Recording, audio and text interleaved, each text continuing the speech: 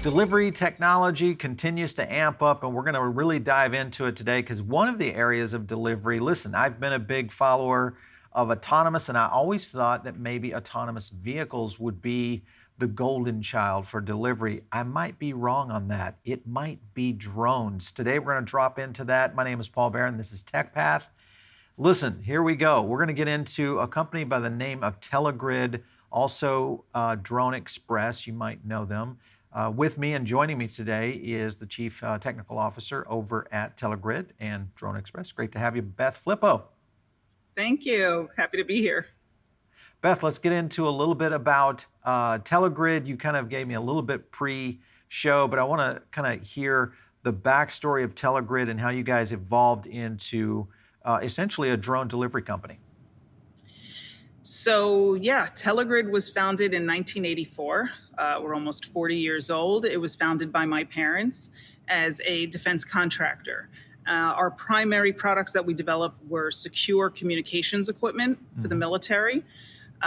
So started out as wired communications. Eventually, when I joined the company about 14 years ago, we switched into wireless communications, and we developed a very cool mesh network for the military that was secure, and it could allow different objects to hop between each other to communicate. So a drone company reached out to us a few years ago and said, hey, can we put that on our drone? And we said, sure, why not? And we had to learn a lot about drones, and we ended up with a radio that really was specific for drone flight controllers. And we knew we had something very special, and we went to sell it to the military, and instead we got a commercial response that we were not expecting. Everybody in the drone world wanted this radio, and we decided, you know what, if we can make the drone too, we could probably do something great here. And that's kind of how Drone Express was born. Interesting. So so let me get this right. You've got a radio that, explain the technology to me of how a mesh network applied to a drone application. Is this being able to communicate with multiple drones in the air at the same time? How does it work? That's exactly right. It's we called it drone swarm technology when we were selling just the radio, but it allows not only the drones to communicate with each other, it allows them to communicate with other robots on the ground. And the biggest feature is it really gives an IP address to every drone in the network too, which allows for heightened security and much more involved communications on an IP network. So that's the real benefit of a mesh network. Yeah. Okay. So that's an interesting technology because when you look at the potential for drone delivery, one of the big concerns that I think everybody has, including the FAA, is the issue of density within the flight paths. So if you get, let's just take Amazon for instance. They're out there flying some of what they're doing. If you amplify what Amazon is doing for drone delivery of light packages, then you look at some of the other companies that are out there potentially going in this direction. I mean, the skies could eventually be fairly crowded, which is going to be a big deal in terms of drones being able to communicate with each other, kind of like airplanes. Interesting. So how do you see this technology helping in the area of delivery? Where do you see all of this kind of applying to actual real use cases? Well, specifically, the drone issue for the FAA that you hinted upon is a communications problem. They aren't actually concerned about so much the mechanics of the drone. They're afraid that somebody's going to lose contact. That's why visual line of sight is so important. It's so that the transmitter still can reach the drone. This technology allows you to be able to hop through the sky so that when you can do beyond visual line of sight, you can hop through other delivery vehicles that are in the air. So you're essentially building out a network. So if you were just doing a single 20-mile flight, you don't have a lot of drones in the air to hop off of. Drone delivery is different. You do intend within a radius of a store to have multiple drones in the air. The mesh allows you to maintain contact with all of those by hopping through other drones that are in the air. So it's like that's Ethernet why drone for the sky. delivery. It is. It's kind of like Skynet, but we can't use that, that term. Yeah. Ethernet for the sky. I think that's brilliant when you think about where that's going to go, the potential to communicate. I could see a lot of different applications for this outside drone technology, but just in general, when you look at where 5G is happening and the ability to maybe, can it move data at large packets, or is it strictly designed for IP, just straight It protocol? sends data and telemetry being the location and time and Hmm. space and the data coming off, but it does do video also over a single link, which was something before our radio not a lot of drones had. You would have a Right. separate radio for video and a separate radio for data. Ours goes over the same channel. Okay, so my mind's kind of going in a lot of different ways here.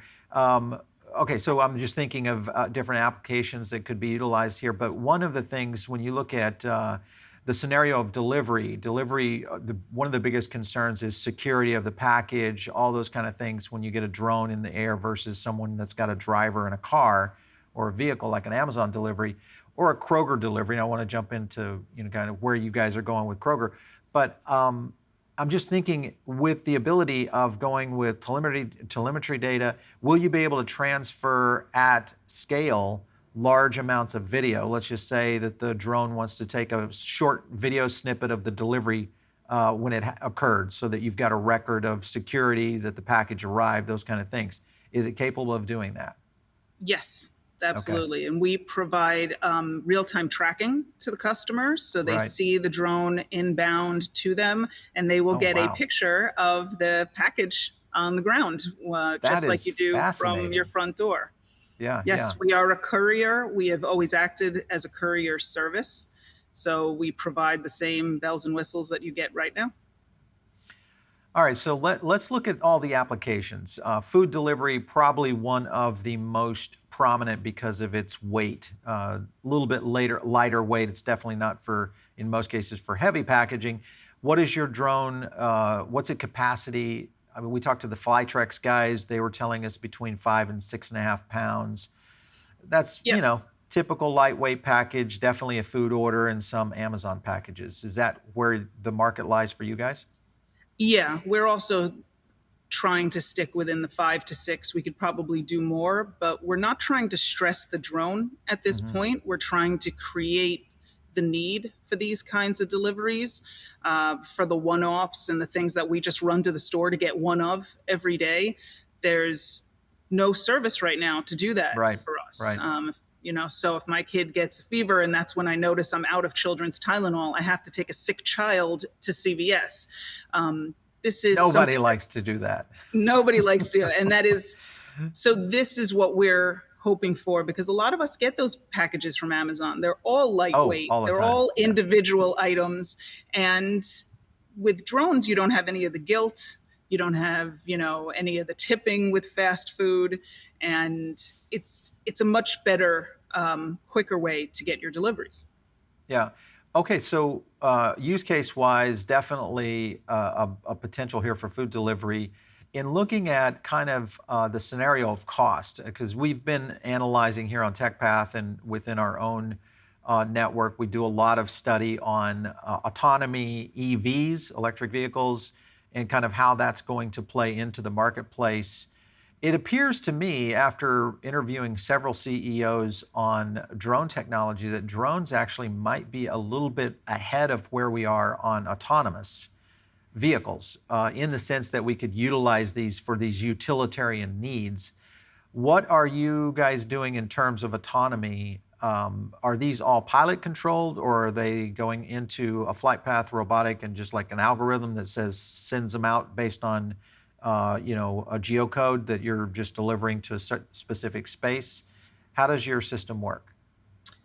Yes, so our drones are fully autonomous. We always have a remote pilot in command at all times to call back the drone if, for example, the order is canceled. But yes, it flies Okay. autonomously to its destination on its own.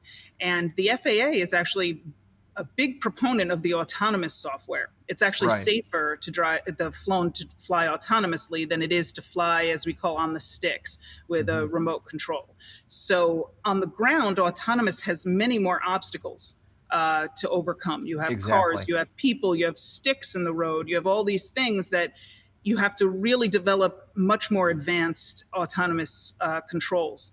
Yeah. Whereas for drones, the sky is normally clear, Yeah. except for, an obstacle that might come up once in a How while. does okay, so I see this market potentially really growing quickly if if we can get the use cases done and shown really good positive scenarios where this type of technology is being utilized in a day in day out basis, especially in the suburbs where you have a lot of demand, you've got a lot of open skies, and you've got the potential to really kind of really leverage in an area of our population that potentially could afford something like this in terms of delivery. But also, this whole idea of line of sight or direct flight path delivery kind of expands the delivery zone quite a bit for a lot of these kinds of retailers.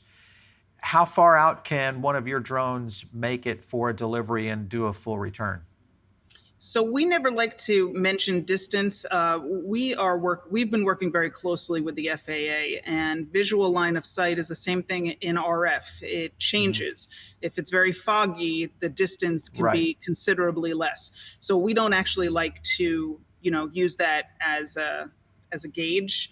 But using our hopping technology, using other pilots in the field, there are ways to extend your line of sight. But right now we're not trying to go very far. We actually Right. charge per delivery.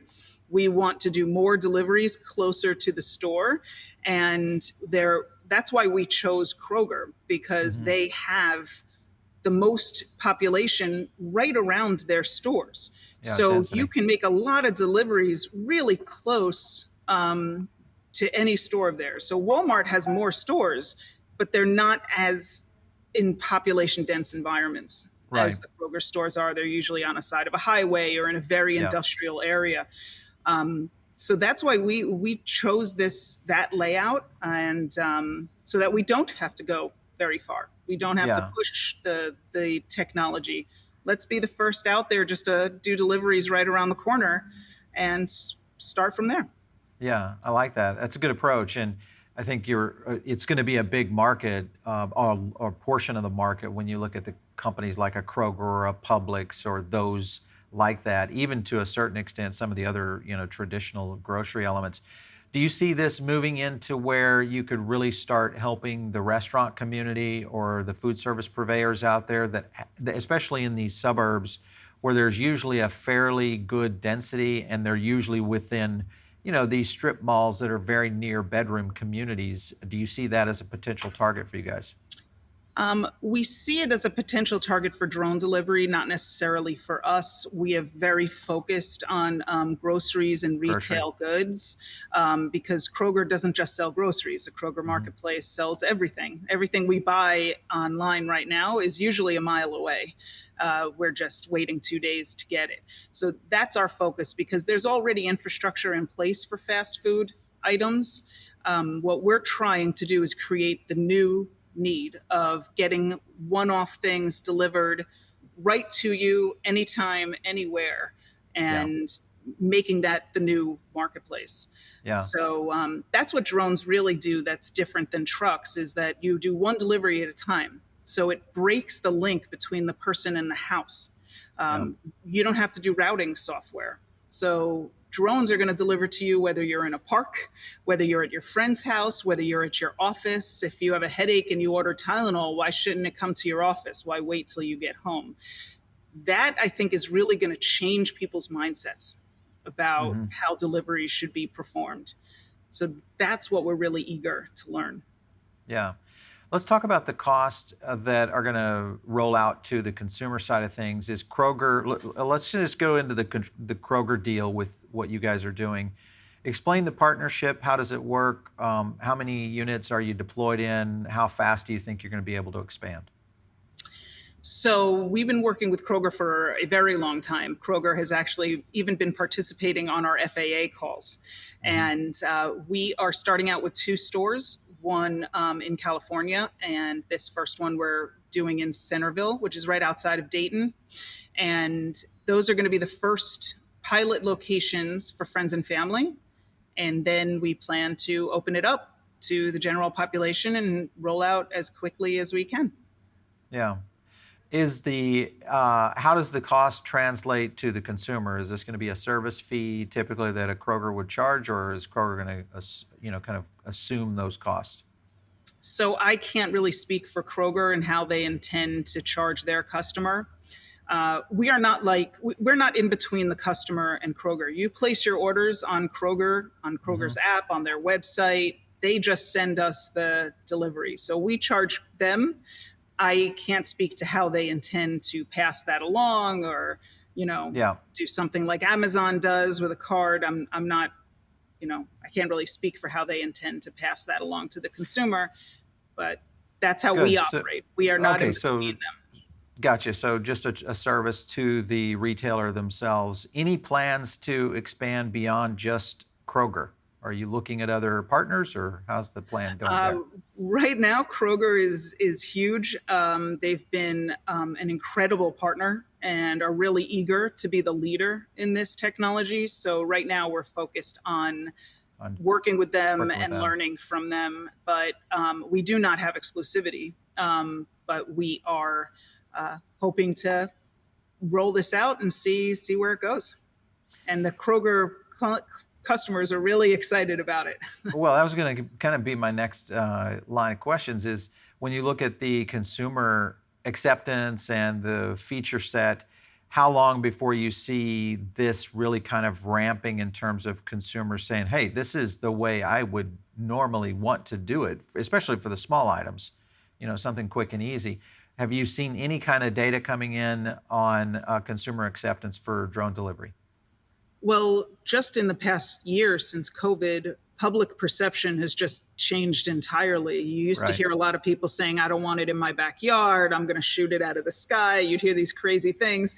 But now everybody wants it. Everybody knows that this is really going to change things for them. It takes not only trucks off the road, but it takes their car off the road. It's environmentally friendly. And everybody is lining up. We haven't gotten anybody that's been negative yet that's in the neighborhood of the store we're operating at right now in Dayton. And we're hoping that it's going to be that way everywhere we go. Yeah. I want to go back to the technology for a second before we wrap here. But you were mentioning that there were pilots that potentially, kind of the recall pilot, so to speak, in these communities. So in a community where, let's say, there's 5 Krogers in a 25-mile range, within that area, are you guys putting in small pilot centers to be able to manage the number of drones for, handling all that? I can imagine that probably each store would probably have to have at least a dozen of these things. That's exactly what we're doing. We call them mini airports. It's really our trailer. It gets all the feeds of air traffic data. It gets ADSB. It knows where all the other aircraft are in the sky, and it stays put. It stays in the parking lot, and the drones are there all the time. And from sun up to sundown, we're in operation from that location. So are you putting one at every Kroger, or one every other? Okay, one at every Kroger. Okay. One at every Kroger. So if you are at your office and you're closer to a different Kroger, that Kroger is the one that's going to service you. It's going to know I can fill this order much closer. And that's why Kroger, nobody has that type of presence that Kroger does, where most stores almost start to overlap at a mile. They're so populated. Even in the town we're in Centerville, there are 2 Krogers. So that's a very unique dynamic. And that's why going with a smaller grocer wouldn't work as well. It would very limit your pool of users, Right. So how many in these small airports inside the Kroger, how many drones would land in this area? So we have 3 drones at all times at the airport, at our trailer, and we have 2 that can come in for high peak times. Okay. So right now we don't know what those high peak times are. We don't know if it's before people go to work, because now they can do that. Your kid forgets that white shirt they need for the school play. Like, it can be at your house before they get on the bus. We don't know if that will be the peak lunchtime from the store, getting, dinner time. we're going to see. So that's the goal, is to have those. Each drone can do 4 deliveries an hour. So across the 3, we Yeah. have 12 deliveries we can do an hour, and then bringing in the extras, we can do, another set. Yeah, I would think your traffic is really going to pick up in I'm just thinking like the holiday period when you think about, the fall, you get Gifts. a lot more activity going on. People need those last minute little items that are just crazy. Summer, a lot of people, kind of move away from the house and they're doing more extra, which could be a big boom for things like delivering stuff to the soccer fields and all the different places where you're not at home but yet have the need for something like that. That's a pretty cool feature. Beth, let's talk about the last question here and kind of the trends of where drone technology could be going in the next few years. Let's say the next 5 years to a decade out.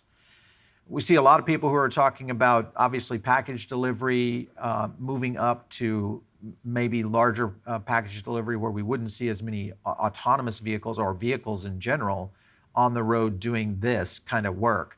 Do you see that as the future, or do you feel like this is going to be kind of a flex network of vehicles, road vehicles, electric vehicles, trucking, and then larger capacity drone delivery? Where do you see that trend going? I do see it fitting into a larger smart delivery platform. So if the drone can only fly a certain distance, it will be able to communicate with an electric vehicle and give it handoff to the electric vehicle as it continues. So Interesting. I do think it's not something that's just going to immediately replace all the different kinds of delivery vehicles Right. that are out there. I think things are going to get smarter. They're going to network. You're going to have all these things communicating with each other as they go down the road. And it's going to be pretty incredible for people who love Yeah, for networks sure. like us. Has there with your technology, has there been any inquiry from electric vehicle makers? Because I would assume that this would be very similar to be able to do intra-car communications, to kind of just do basic obstacle avoidance. If cars are talking to each other, at some point, I drive a Tesla, so I'm big into autonomy and my autopilot and where I think the future of that is going. But I'm always worried.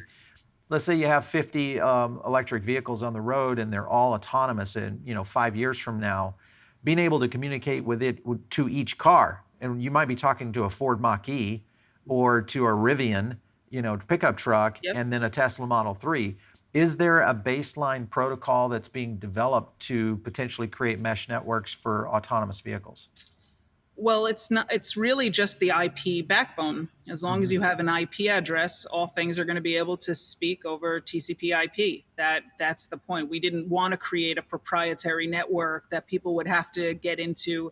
I personally am an embedded software developer. I'm a very big proponent of open source software. We want everybody to connect, and that's what IP really does. Right. So someday you'll order something and a drone will deliver it while you're in your office. Your Tesla will open its trunk, it will drop in and close, and the drone will take off. Like, it sounds like science fiction, but it's something that's going to be here soon. Yeah, I As think long you're as right. these two things can talk to each other, the possibilities are really endless. Yeah, very cool. Great to talk to you today, Beth. Great having you on the show. I'm definitely going to keep an eye on where Drone Express is going, because I have a feeling that grocery delivery is getting ready to get reformatted around the world by companies like you. So good luck to everything you're doing over there. Thank you. Absolutely.